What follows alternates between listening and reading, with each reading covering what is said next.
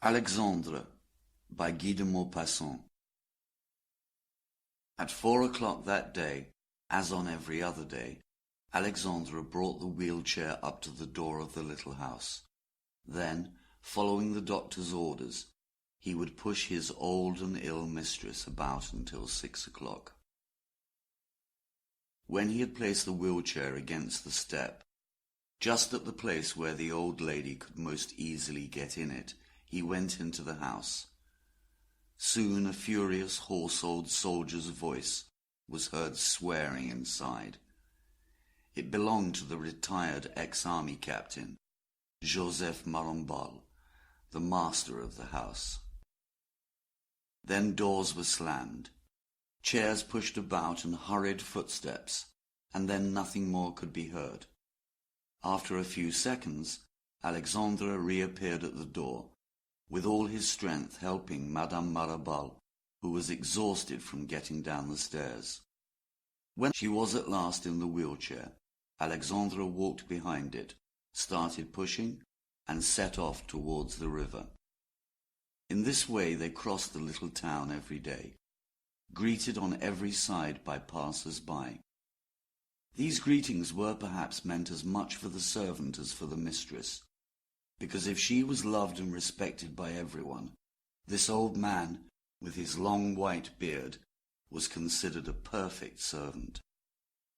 The July sun was shining down on the street, bathing the low houses in its burning light.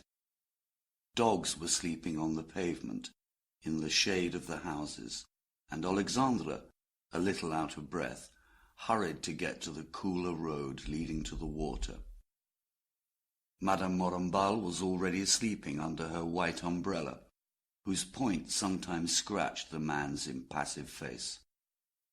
As soon as they had reached the river, she woke up in the shade of the trees, and said in a kind voice, "Go more slowly, my poor boy. You'll kill yourself in this heat." Madame Marambal breathed deeply the warm air of this spot, and then murmured, "Ah, I feel better now." But he wasn't very happy today. Alexandre answered, "No, madam." For 35 years he had worked for this couple, first for the husband in the army, then as a simple servant who did not wish to leave his master. And for the last 6 years, every afternoon, he had pushed his mistress along the narrow streets of the town. From this long acquaintance, and then from their daily chat, a friendship began between the old lady and the servant, affectionate on her part, deferential on his. They talked over the affairs of the house exactly as if they were equals. Their main subject of conversation and their main worry was the captain's bad temper, worsened by a long career which had begun with promise, continued without promotion, and ended without glory. Madame Marambal continued, "He certainly has been very unhappy since he left the army." And Alexandre completed his mistress's thoughts. "Oh, it's the same every day, and it was the same before he left the army too." "That's true, but the poor man has been so unfortunate." He began with a brave act, which got him the Legion of Honor at the age of 20, and then from 20 to 50 he couldn't go higher than captain, although at the beginning he expected to retire at least a colonel.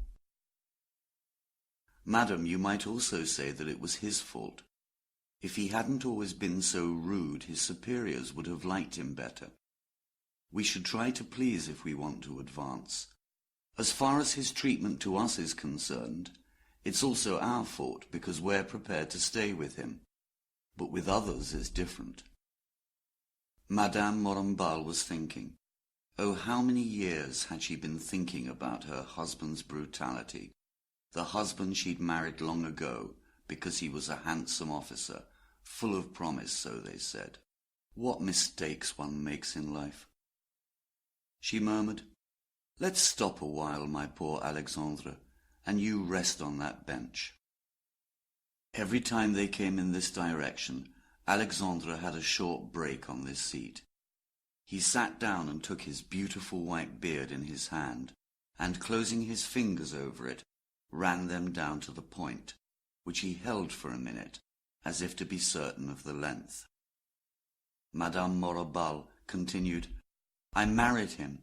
It's only natural I should put up with his unfairness. But what I can't understand is why you do too, Alexandre."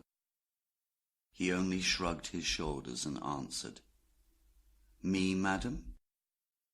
She added, "Really, I've often wondered. When I married him, you were his servant in the army, and you had to put up with him. But why did you stay with us? We pay you so little and treat you so badly. You could have done as everyone else does, marry, have a family." He answered, "Oh, madam, with me it's different." Then he was silent, but he kept pulling his beard, as if he were trying to pull it out, like a man who's greatly embarrassed. Madame Morambal was following her own train of thought. "You have an education," he interrupted her proudly. "I studied building, madam." "Then why did you stay with us and ruin your prospects?" He stammered. That's it, it's my character." "What do you mean, your character?" "Yes, when I become fond of a person, I become fond of them, that's all." She began to laugh. "You're not going to tell me that my husband's sweetness made you fond of him for life?"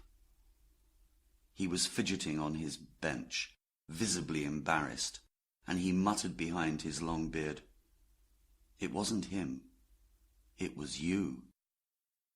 The old lady, who had a sweet face, with a snowy line of white hair between her forehead and her hat, turned around in her chair and gave her servant a surprised look, saying, "Me, Alexandre?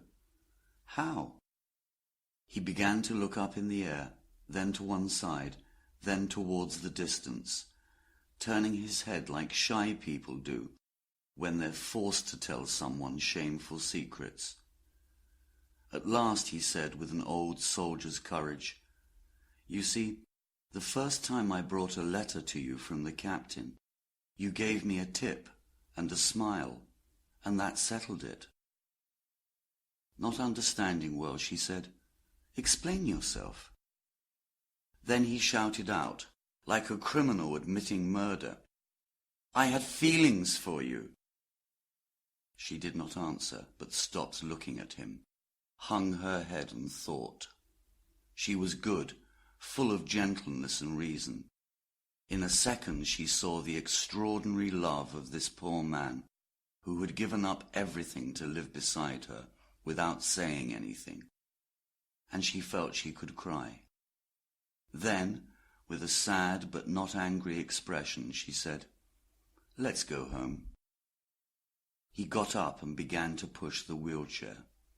As they got near the house, they saw Captain Morambal coming towards them. As soon as he joined them, he asked his wife, hoping to get angry, "What have we got for dinner?" "Some chicken." He lost his temper. "Chicken, chicken, always chicken. I've had enough of chicken. Haven't you got any imagination? Why do you make me eat chicken every day?" She answered in a resigned tone, "But my dear, you know that the doctor has ordered it for you. It's the best thing for your stomach. If your stomach were better, I could give you many things which I can't at the moment." Then, exasperated, he stood in front of Alexandre, shouting, "Well, if my stomach is out of order, it's that man's fault. For 35 years he has been poisoning me with his disgusting cooking." Madame Morambal suddenly turned round, completely, to see the old servant. Their eyes met, and in this single glance they both said, "Thank you," to each other.